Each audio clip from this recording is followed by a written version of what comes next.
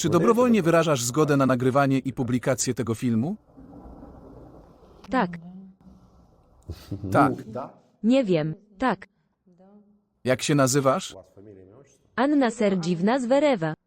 Nie będę tego czytał, wierzę ci. Data urodzenia? 25 kwietnia 88. Skąd jesteś? Pokrowsk, obwód doniecki. Jasne. Tak. Wczoraj zbombardowali Pokrowsk. Zadzwoniłam wczoraj do mamy, powiedziała mi. Czy możesz zadzwonić do domu? Mogą dzwonić 2 razy w tygodniu. Co jeszcze powiedziała ci o tym mama? Mówi, że kiedy bomba wybuchła, nie miała nawet czasu, by zwariować. Za co zostałeś skazany? Za co zostałeś skazany? Co to było? Napisałem w 21 roku, pod koniec jesieni, gdzieś w listopadzie. Mężczyzna, którego nie znam, przedstawił się jako Oleg, powiedział, że poznaliśmy się rok temu, okazuje się, że w 20 roku. Pochodzi z miasta Mirnograd, 10 minut ode mnie. Myrnograd. Spotkaliśmy się i poprosiłem go o zdjęcie, żeby zobaczyć, kim jest. Jednak Nie odpowiedział. przestał odpowiadać. Może się znamy. Ponieważ mój mąż i ja byliśmy w tym czasie skłóceni, a wokół były różne firmy i ludzie, a ja go zdradzałam. Ok, pierwszy raz. Nie, naprawdę, być może już się spotkaliśmy. Wtedy poprosił mnie o pomoc, a ja zapytałem, jak, a on odpowiedział, że potrzebuje sfotografować kilka budynków do swojej pracy. Powiedział, że to do pracy, a ja zgodziłem się zrobić zdjęcie. Czy zapytałeś go, czym się zajmuje? Nie. Nie byłem nawet zainteresowany. Rozumiem. Skonsultowałam się z mężem w kuchni i powiedziałam mu, że dostałam propozycję pracy. Zgodziłem się nie tracić czasu, a poza tym zapłacono mi 200 hrywien. Więc zapłacił ci pieniądze od razu? Dzięki temu nie marnuję czasu. Zgadza się. Po co mam marnować czas, mogę go spędzić z rodziną. Poza tym, to jakaś nieznana osoba bez zdjęcia. Tak. Czy zdajesz sobie sprawę, dlaczego chciał te zdjęcia? Nie. Nie? My w Pokrowsku nie zajmowaliśmy się wojną od 14 roku, nie wiedzieliśmy, co to jest wojna. Nie miałem pojęcia, że to było na wojnę, nigdy nie powiedział mi w swojej korespondencji, że to było na wojnę. Musiałeś mieć jakiś kontakt z tym człowiekiem? Nie, po prostu napisał mi, żebym zrobił zdjęcie mostu w ten weekend, poszedłem, zrobiłem zdjęcie i wysłałem. Potem przez tydzień lub 2 nikt do mnie nie dzwonił ani nie pisał, tylko wtedy, gdy musiał. W ten sposób powstało 7 obiektów. Tylko 7 miejsc. Tak, mogę je wymienić. Daj spokój. Budynek zabezpieczenia społecznego. 2 mosty. Szpital. Aerodrom, ale plik mówi o lotnisku. Stacja kolejowa. Elektrownia. Kazano mi zrobić zdjęcia dziur w ogrodzeniu, co też uczyniłem. Strategiczne miejsca. Nie sądziłem, że chodzi o wojnę i że są to miejsca strategiczne. Żyliśmy bez wojny, ale po raz pierwszy usłyszeliśmy syrenę. Co to było? Wyjaśnili, po co fotografować dziury w płocie? Nie. Aby przejść przez dziury? Nie wiem, nikt mi nie powiedział, po co są te zdjęcia. Chodziłam z mężem jak głupia i robiłam zdjęcia. Dobra, rozumiem. Moje akta mówią, że jest wojskowym. Twój mąż, Nie, ten człowiek. czy to ten? Przedstawił się jako Oleg, a w rzeczywistości z Komoroka Aleksander Wiktorowicz, jeśli się nie mylę. Mnie jednak przedstawił się jako Oleg.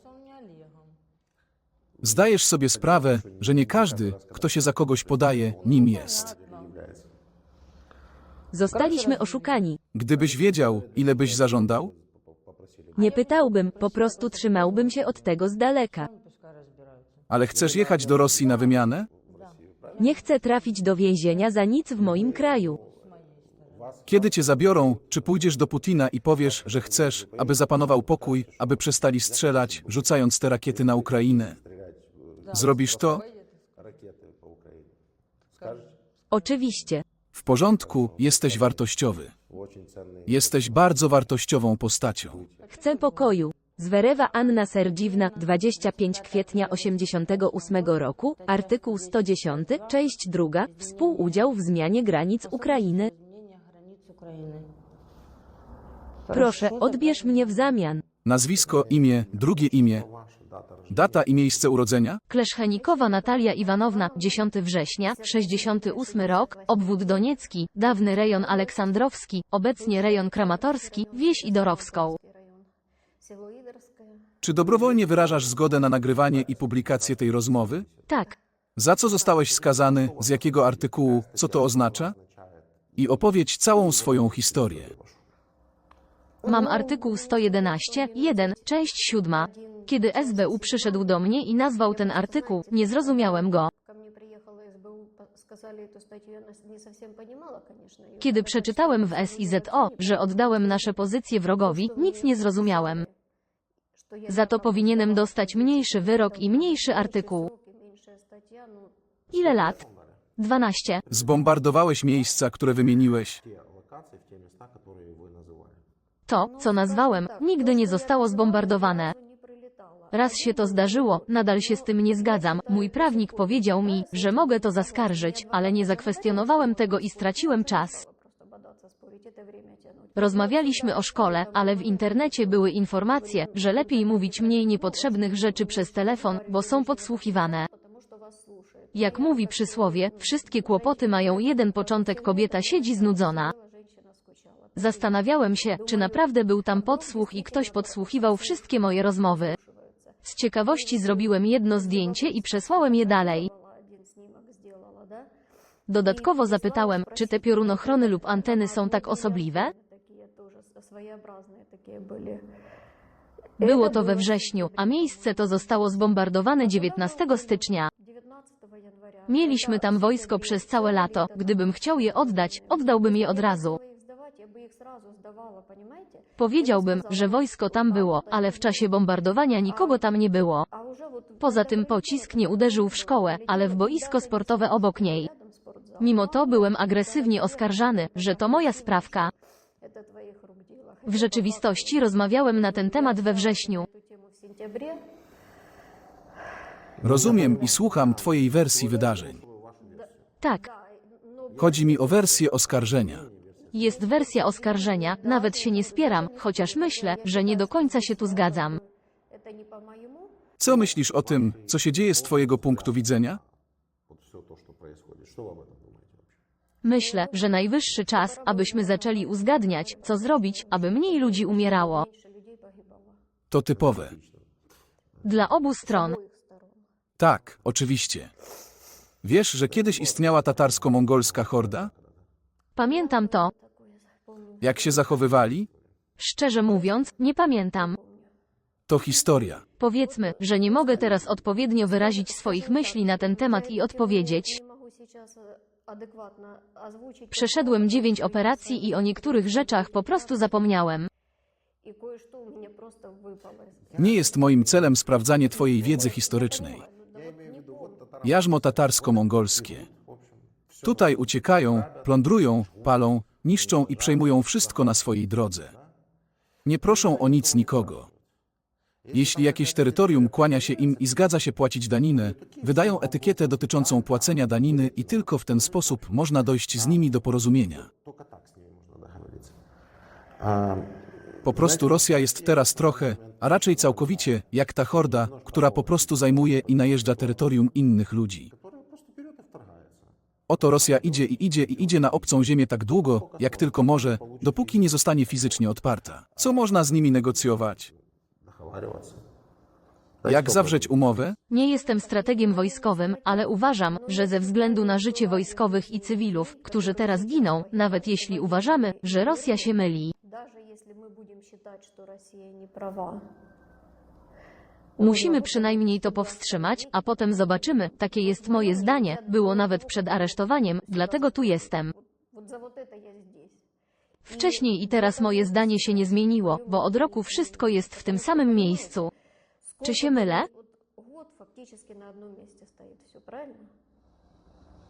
Pół roku. Jestem tu od 6 miesięcy i nie znam żadnych nowych wiadomości.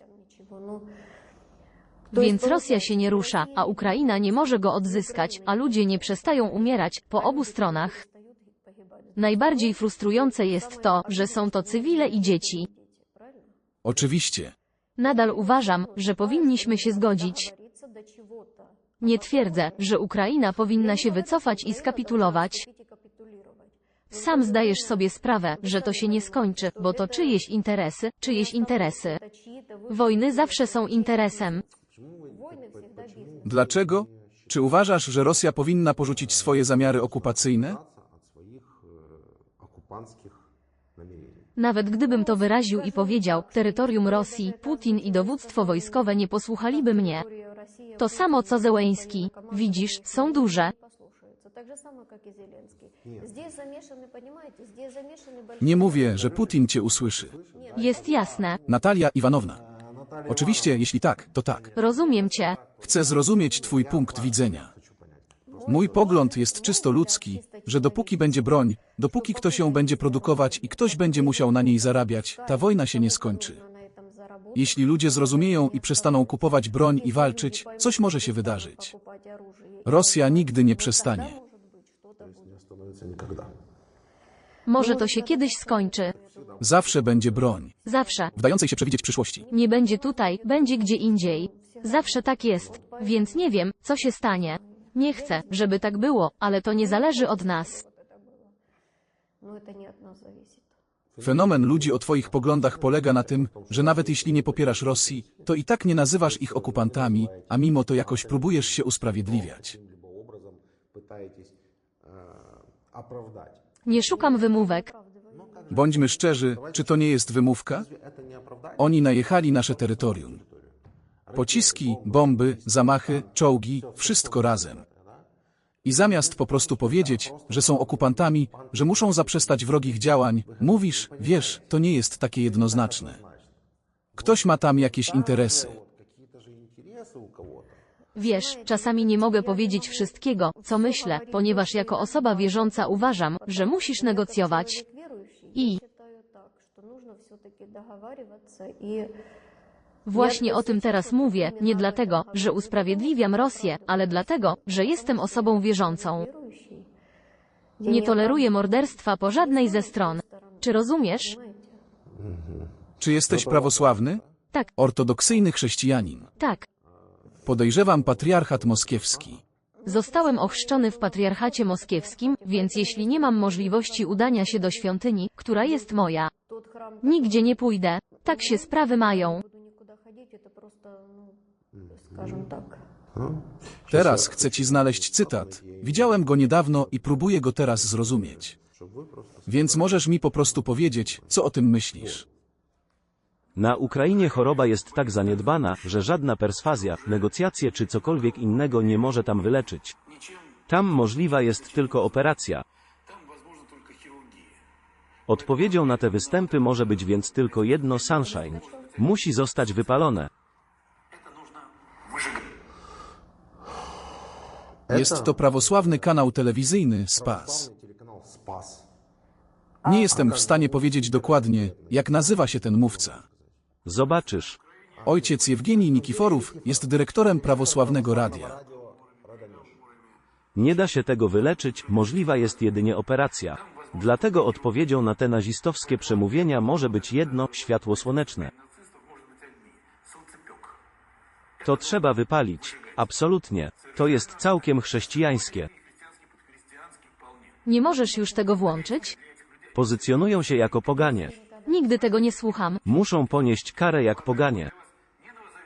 Czy zdajesz sobie sprawę, że to jest twój kościół? Nasz kościół, ale jest nas też wielu na Ukrainie. Wiesz, dlaczego nie pójdę do kościoła patriarchatu kijowskiego? Tak, ponieważ uważam Filareta za odstępcę od wiary.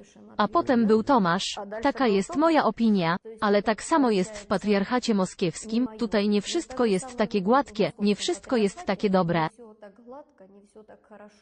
Gdybym wszedł do świątyni i usłyszał, jak kapłan tak mówi, nigdy więcej bym tam nie przyszedł. Nie mam prawa go osądzać, bo nie ja ustanowiłem księdza, ani go nie mianowałem, ale nie poszedłbym tam.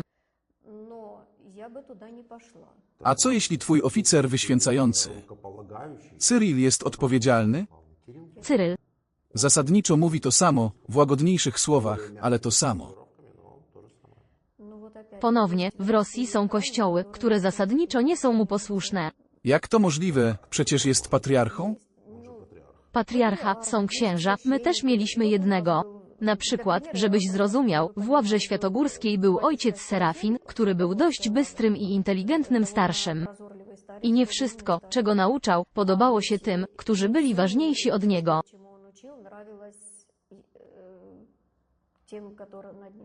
I tutaj też, wiesz, jeśli jestem ochrzczony przez patriarchat moskiewski, to nie znaczy, że akceptuję wszystko. Powiedzmy, że powiedzieliby, jestem złym chrześcijaninem, więc... Tak, oczywiście powiedziałeś. Mówię ci, to co pokazałeś to zazwyczaj gadanie Tkaczowa, myślę, że wiele osób się na niego obraża. Mówi też wiele bardzo mądrych rzeczy dobrych i przydatnych. Ale są takie myśli, więc to idzie mniej więcej tak. Ogólnie rzecz biorąc, będzie ci bardzo trudno znaleźć świątynię dla siebie w Rosji, ponieważ tak tam teraz jest. W każdym razie znam pewną świątynię. Przed wojną, przed rokiem 2014, często jeździliśmy na pielgrzymki. Byłem bardzo chory i dzięki tym wyjazdom zacząłem trochę stawać na nogi. Znam taką świątynię, prawdopodobnie więcej niż jedną. I są dobre świątynie w Synaksarii, gdzie Batiuszki. Czy masz coś do powiedzenia na swój temat? Nie mogę się doczekać tej wymiany, bo będzie mi tu naprawdę ciężko. Kolonia to kolonia, więc nie ma. To zrozumiałe. Jeśli będzie tam dobrze, wszyscy powiedzą, wolimy zostać w kolonii. Nie, odnoszę się do mojego stanu zdrowia. Współczuję ci twojego stanu zdrowia, ale proszę, powiedz mi, gdybyś zrozumiał ryzyko swoich działań, czy powtórzyłbyś je? Nie, to pewne. Nazywam się Kleszewnikowa Natalia Iwanowna, urodzona 10 września 1968 roku.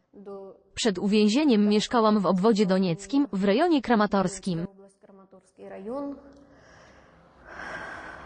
Mój artykuł to 111.1, część 7. Proszę o wymianę, ponieważ mój stan zdrowia nie jest zbyt dobry. Będzie mi naprawdę ciężko. Czy masz krewnych w Rosji? Mam syna. W Rosji. Napisałeś? Tak, Chcesz się wymienić? tak, Porozmawiamy o tym? tak. Wideo zostanie nagrane i opublikowane, dobrze? Wysłany przez gdzie? Na YouTube na moim kanale. Nazywam się Władimir Zolkin. Mój kanał nazywa się dokładnie tak samo. Twoje imię? Makarowa Nelia Georgina. Data urodzenia. 27 grudnia 1972 roku. Skąd jesteś? Z Doniecka. Jaki jest twój artykuł i zdanie? 114, część 3, 8 lat, szpiegostwo. Co oglądałeś? Punkty. Jakie punkty? Techniki i broń. Czy zrobiłeś to celowo?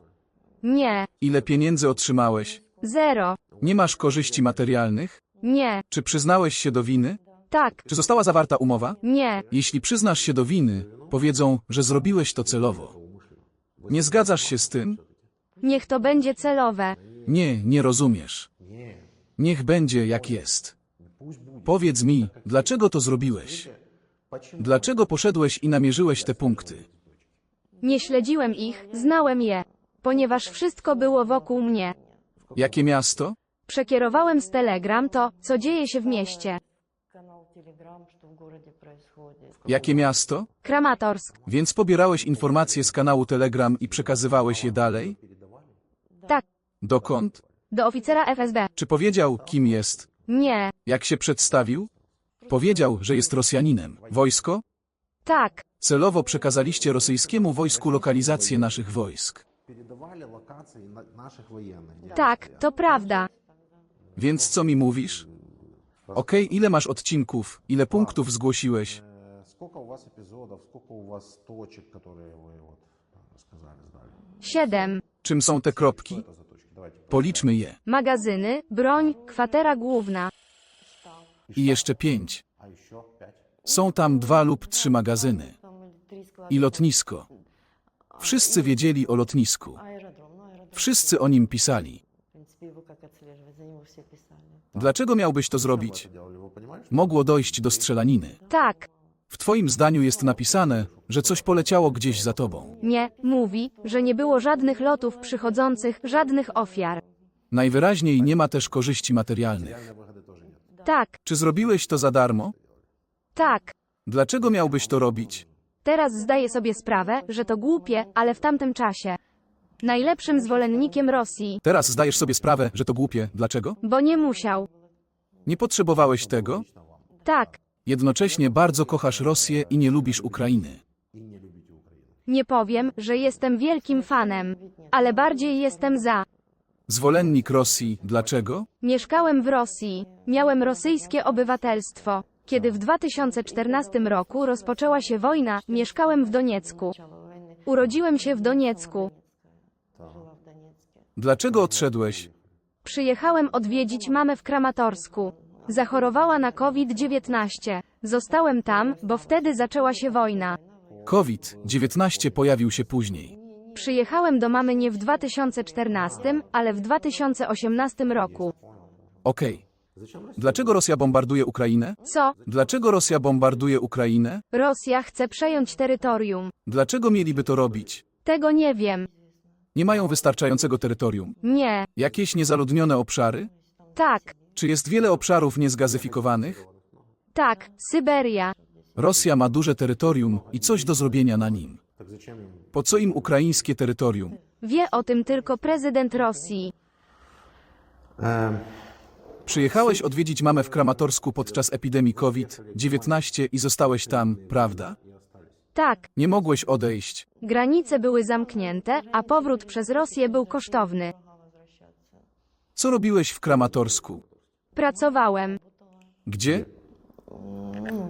Kiedyś pracowałam w salonie piękności. Jesteś fryzjerem? Byłem administratorem. Pracowałeś jako administrator. Ogólnie rzecz biorąc, Ukraina cię chroniła. Na Ukrainie pracowałaś w salonie piękności, zarabiałaś pieniądze. Dlaczego zdecydowałaś się zdradzić ten kraj? Dlaczego celujecie w nas rakietami?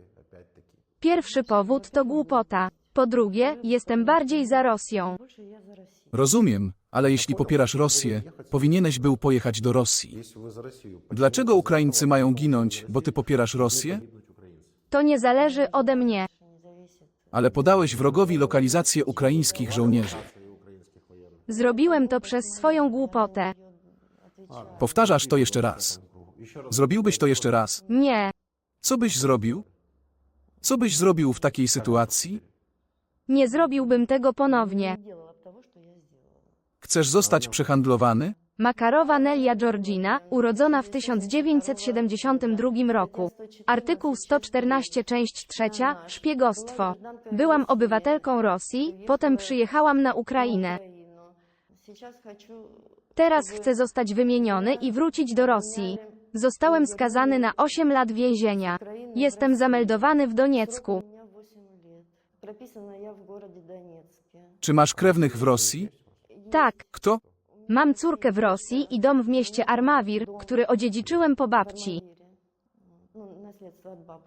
Jak się nazywasz? Moros Irina Nikołajewna, Rok urodzenia. grudzień 1968 roku. Miasto? Miasto Biloszeszkę w obwodzie donieckim. Jeśli możesz, mów trochę głośniej. W porządku. Czy nie masz nic przeciwko temu, że nasza dzisiejsza rozmowa zostanie nagraną i opublikowana? Nie mam nic przeciwko. Za co zostałeś skazany i na jaki wyrok zostałeś skazany? Zostałem skazany na podstawie artykułu 114 część 2. 5 lat i 3 miesiące pozbawienia wolności. Ten artykuł to spil. Napisałem w grupie dokładny adres miejsca, w którym nastąpił atak rakietowy, a także napisałem o tym, że 3 czołgi, które przybyły do naszego miasta, zgubiły się i pojechały tam. Napisałem, że za szpitalem odbywały się ćwiczenia wojskowe, których tak naprawdę nie było. Napisałem też, że na dachu akademika byli snajperzy. Zostałem za to skazany. Czy zrobiłeś to celowo? Nie wiem, jak ci to powiedzieć. Nie chodziłem po mieście i nie zbierałem informacji, nie szukałem adresów specjalnie w tym celu. Wszystkiego dowiedziałem się ze słów innych ludzi w naszym mieście. Czy zdawałeś sobie sprawę, że przekazujesz wrogowi ważne dane? Tak, Wiedziałeś. jestem dorosłym mężczyzną. Czy zdawałeś sobie sprawę, że z tego powodu mogą zginąć ludzie, może tam polecieć rakieta? Tak, ale tak właśnie się stało. Nie pomyślałem o tym. Czekaj, dlaczego teraz wymyślasz jakąś historyjkę? Nie, to prawda. Chciałeś śmierci tych ludzi. Nie, dlaczego miałbym chcieć? Czy popierasz Rosję? Powodem było zabijanie dzieci w Doniecku. Czytałem historię o dzieciach zabijanych w Doniecku. Czy sprawdziłeś tę historię pod kątem dokładności? Nie, po prostu przeczytałem to w internecie. Czy piszą to prorosyjskie źródła internetowe? Tak, Czy są zainteresowani udzieleniem ci tych informacji? tak. Dlaczego więc uważasz, że są to prawdziwe informacje? Czy zrobiłbyś to ponownie, gdybyś wiedział, co się stanie? Nie, Czy zdawałeś sobie sprawę, że możesz zostać oskarżony? nie, szczerze mówiąc, nazywam się Moros Irina Nikołajewna, urodzona w 1968 roku, mieszkam w obwodzie donieckim, w mieście Białoziersk. Artykuł 114, część 2, szpiegostwo na rzecz Rosji. 5 lat i 3 miesiące więzienia. Mam krewnych w Rosji, mój ojciec był rosyjskim obywatelem. Proszę o pomoc w powrocie do Rosji. Nazywam się Władimir, jestem dziennikarzem.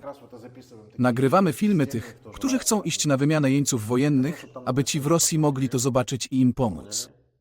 И забрали. Publikujemy również te filmy na YouTube. Nie masz nic przeciwko? Dlaczego wybrałeś mnie? Dlaczego ty? Tak.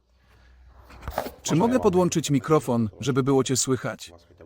W porządku. Możesz zdjąć szalik. Dziękuję za pozwolenie na noszenie mikrofonu.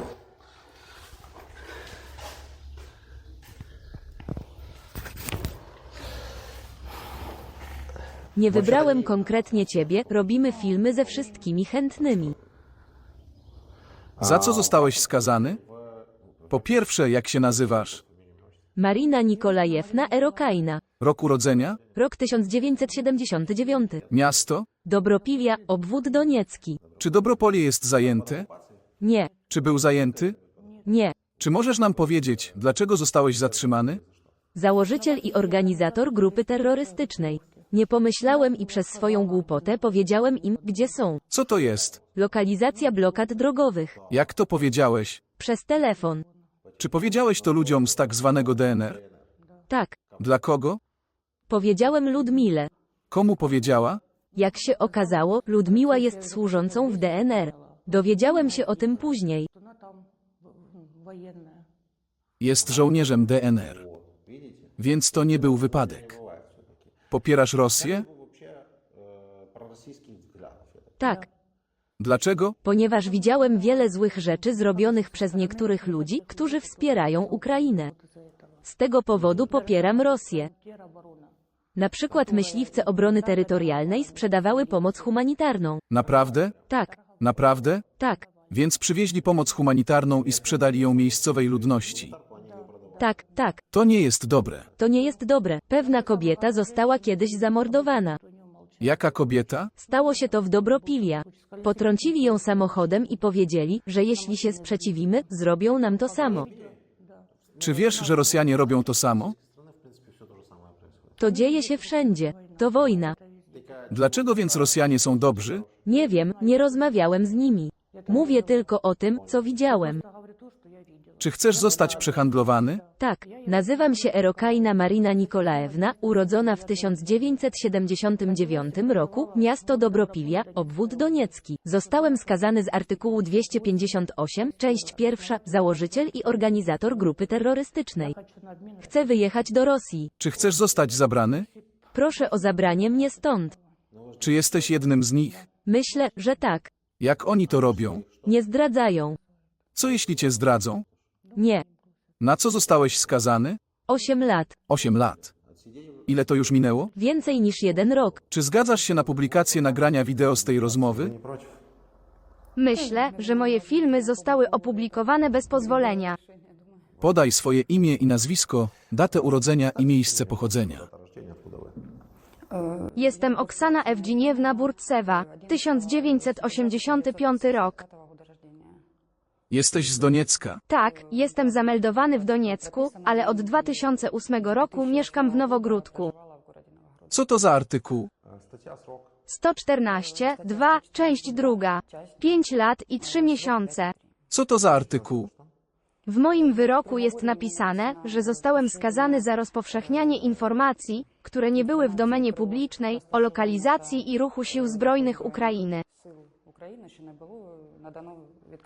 Rozpowszechniałeś informacje o ukraińskich wojskach. Nie.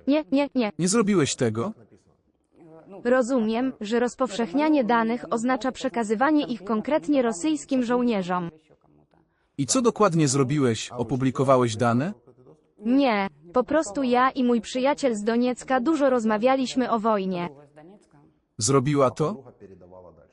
Nie zrobiła tego. W jaki sposób twoja korespondencja stała się dostępna dla organów śledczych Ukrainy?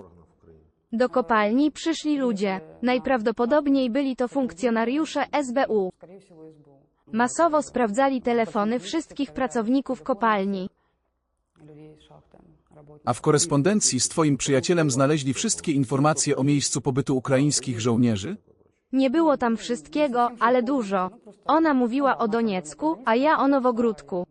W porządku. Burtsewa Oksana Jewgeniewna. Artykuł 114, część druga. 5 lat i 3 miesiące. Proszę o wymianę. Прошу забрать меня на обмен.